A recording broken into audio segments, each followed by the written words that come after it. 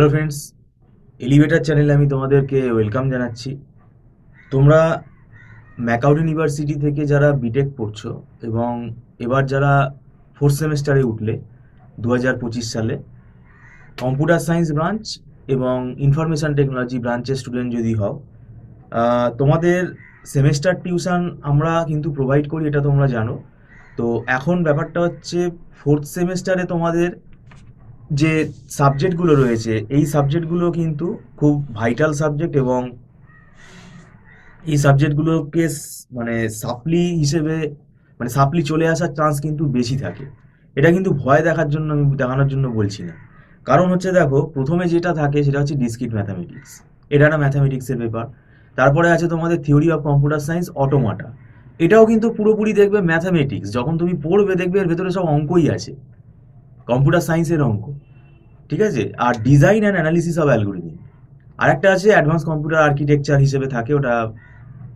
তো এখন ব্যাপারটা হচ্ছে যে design and analysis of algorithm এটা ভেতরে কিন্তু যে অ্যালগোরিদমগুলো আছে, ডেটা স্ট্রাকচারেরই অ্যালগোরিদম আছে, সেগুলো তুমি হয়তো ভাবতে পারো তুমি তো ডেটা স্ট্রাকচার পড়ছো। হ্যাঁ, ডেটা স্ট্রাকচার পড়ছো, সেটাতে সুবিধা হবে, কিন্তু এখানে কিন্তু ম্যাথামেটিক্যাল ইন্টারপ্রিটেশন আছে। ম্যাথামেটিক্যালি তোমাকে অ্যালগোরিদমগুলোকে অ্যানালাইসিস করতে হবে।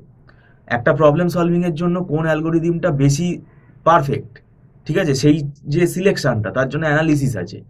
এর জন্য আমাদের অনেকগুলো চ্যাপ্টারের ভাগ আছে। ডিভাইড অ্যান্ড কনকার প্রিন্সিপাল আছে, গ্রিডি মেথড আছে, ডায়নামিক প্রোগ্রামিং আছে।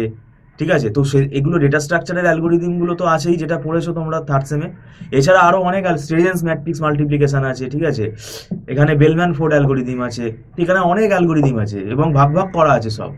একটা প্রবলেম সলভিং করতে গেলে কি অ্যালগোরিদম লজিক আমি সেখানে অ্যাপ্লাই করব। তারপরে এনপি কমপ্লিটনেস আছে। তারপরে ন্যাপস্যাক প্রবলেম আছে। তো অনেক রকমের এখানে অ্যালগোরিদম রয়েছে। গ্রাফ অ্যালগোরিদমগুলো তো এখানে আবার রয়েছেই। তো এবার ব্যাপারটা হচ্ছে ট্রি রিলেটেড অনেক অ্যালগোরিদম রয়েছে। তো এখন ব্যাপারটা হচ্ছে এগুলো কিন্তু দেখবে তুমি মুখস্থ করতে পারবে না। আর পার্টিকুলার কোনো যদি তুমি বই ফলো করো, আমাদের রেফারেন্সে যে বইগুলো দেওয়া থাকে, এই বইয়ের ল্যাঙ্গুয়েজগুলো বোঝাটা কিন্তু খুব ডিফিকাল্ট। তুমি এখন স্ট্রেজেন্স ম্যাট্রিক্স মাল্টিপ্লিকেশন যদি বই থেকে পড়তে বসো, তুমি দেখবে পাতার পর পাতা লেখা আছে, কিছুই বুঝতে পারছো না। হ্যাঁ, সবাইকে বলছি না, অনেকেই বুঝতে পারে, কিন্তু জিনিসটা কি বোঝাতে চাইছে, পরীক্ষার জন্য আমাকে যে কি লিখতে হবে, এটা কিন্তু বোঝা খুব ডিফিকাল্ট। তো আমাদের এখানে বিভিন্ন নোটস তৈরি করা আছে যাতে স্টুডেন্টদের বুঝতে সুবিধা হয়। এবং আমরা এখানে একটা বই ফলো করি না, আমরা এখানে অনেকগুলো বই ফলো করেই পড়াই। একটা স্ট্যান্ডার্ড বই স্টুডেন্টকে কিনতে বলি, কিন্তু আমাদের এখানে নিজস্ব যে নোটস আছে, হাতে লেখা নোটস আছে, এগুলো কিন্তু সুবিধা হয়। এবং দেখবে এই যে সাবজেক্টটা, এটা কিন্তু পড়তে পড়তেই দেখবে পরীক্ষা চলে এসছে। কেননা এর ভেতরে প্রথম কথা, design and analysis of algorithm, automata, discrete mathematics, এটা তাড়াহুড়ো করে পড়ানো যায় না, সময়টা খুবই কম। সেই জন্য আমি বলবো এখন থেকেই পড়া শুরু করে দাও। আমরা তো পড়া শুরু করে দিচ্ছি ফেব্রুয়ারি মাস থেকে। আমাদের কোনো লামসাম টাকা এখানে চার্জ করা হয় না, মান্থলি ফিস সিস্টেমে ক্লাস হয়। এবং তোমরা যদি জয়েন করতে চাও, একটা অ্যাডভান্স পেমেন্ট করে জয়েন করতে পারো, এবং সেটা নট রিফান্ডেবল, এবং প্রত্যেক মাসেই আমাদের অ্যাডভান্স পেমেন্ট করেই ক্লাস করতে হয়। এবার ব্যাপারটা হচ্ছে যারা রিমোট এরিয়াতে থাকো তাদের সুবিধা হবে, এবং এখানে ছোট ছোট ব্যাচে ক্লাস করানো হয়। একদম সরাসরি এখানে 4-5 জন 6 জন এরকম ব্যাচে ক্লাস হয়। তো সেক্ষেত্রে ফ্যাকাল্টির সাথে ডাইরেক্ট ইন্টারাকশনটা স্টুডেন্ট করতে পারে। আর design and analysis of algorithm ছাড়া অটোমাটা থিওরিটা তোমরা একটু দেখবে, এটা আমি বলবো নিজেরাও দেখো। দেখবে এটা কিন্তু পুরো ম্যাথামেটিক্স। ঠিক আছে। ফাইনাইট অটোমাটা থিওরি এর মধ্যে রয়েছে, পুশ ডাউন অটোমাটা রয়েছে, ঠিক আছে, টিউরিং মেশিন রয়েছে। তো এখানে কিন্তু কনটেক্সট ফ্রি গ্রামার রয়েছে। এটাই কিন্তু ফান্ডামেন্টাল অফ কম্পিউটার সায়েন্স আমরা বলি। আর ডিসক্রিট ম্যাথামেটিক্সের মধ্যে তো তোমাদের অ্যাডভান্সেড থিওরি একটা পার্ট আছে, রিলেশন ম্যাপিং, ল্যাটিস আছে রিলেশনের মধ্যে। তারপরে তোমার এদিকে রিলেশন থিওরি যেটা আমরা বলি, ফাংশন ম্যাপিং তো আছেই।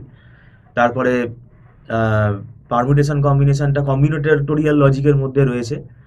আর রেকারেন্স রিলেশন রয়েছে, এবং লজিক ম্যাথামেটিক্স রয়েছে। লজিক ম্যাথামেটিক্সের মধ্যে প্রেডিকেট লজিক, প্রপোজিশনাল লজিক, এগুলো কিন্তু আবার আর্টিফিশিয়াল ইন্টেলিজেন্সে তোমাদের কাজে লাগবে।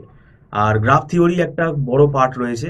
তো সব মিলিয়ে কিন্তু এই সাবজেক্টগুলো ধরে পড়তে হবে, এবং আমরা দীর্ঘদিন ধরে পড়াচ্ছি। আমাদের একটা ওয়েল ফরম্যাট হয়ে গেছে। তোমরা যদি অনলাইন টিউশনে যদি আগ্রহী থাকো, তাহলে তোমরা যোগাযোগ করতে পারো। আর স্ক্রলে ফোন নাম্বার দেওয়া আছে। ভিডিওটা সম্পূর্ণ দেখার জন্য আমি তোমাদেরকে আবার ধন্যবাদ জানাচ্ছি। Thank you so much.